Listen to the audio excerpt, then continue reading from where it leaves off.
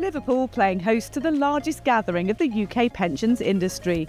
What better place for a new government's new pensions minister to share her vision with the most senior leaders in the sector than the PLSA's annual conference? My priority is unlocking the true potential of our £2 trillion pensions industry. I want to realise its potential to help grow the economy by investing in UK productive assets and homegrown businesses of all sizes. And at the same time, I want to realise its potential to improve retirement outcomes, delivering a better deal for future pensioners. A clear goal for pension pots to contribute to UK growth, but experts urge caution alongside that aim. I think pension funds have a huge role to play in terms of investment, and we see that in other countries. So Canada, the US, North America, a lot of pension funds invest in long-term infrastructure, they invest in private growth companies, but they have the kind of remit that makes sure that they are investing in line with the expected returns that they're supposed to be producing. And so I think that kind of discussion here would be very useful to have. We recently did some research with 2,000 representative consumers across the country to find out about their views of pension investment.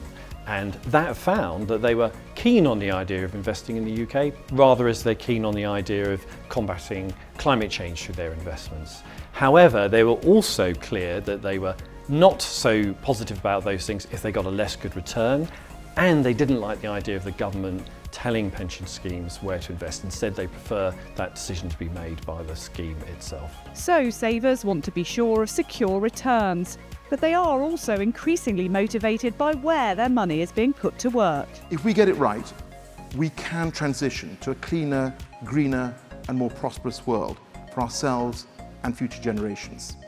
And the UK pension sector can and must be a part of financing that transition. I think this could be a real win-win for the industry, because if we can talk to young people about why their pension matters, not just for the individual, but for the society environment around them, then actually that could really supercharge young people's motivation to save more into their pension and make sure that money is doing good. And any initiatives that enhance engagement are crucial, with concerns around adequacy persisting and challenging trends on the horizon. Work that we've done at the Pensions Policy Institute suggests that the numbers of people in retirement who are privately renting will go up from about 600,000 today to over 1.7 million by 2041. That's a really big shift. And what that means is people are going to have either have a lot more money in retirement in order to be able to pay for their housing costs, which are much more significant than they would do if they were owner-occupiers, or there's going to be a bigger bill for the state. Plenty for the new Minister Emma Reynolds to digest in Liverpool,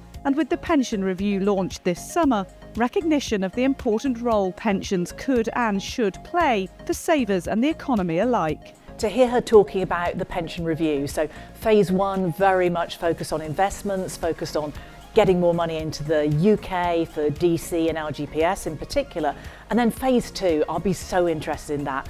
That will be a full review of the system, looking at adequacy, and we haven't had a review like that for nearly 20 years, so well overdue.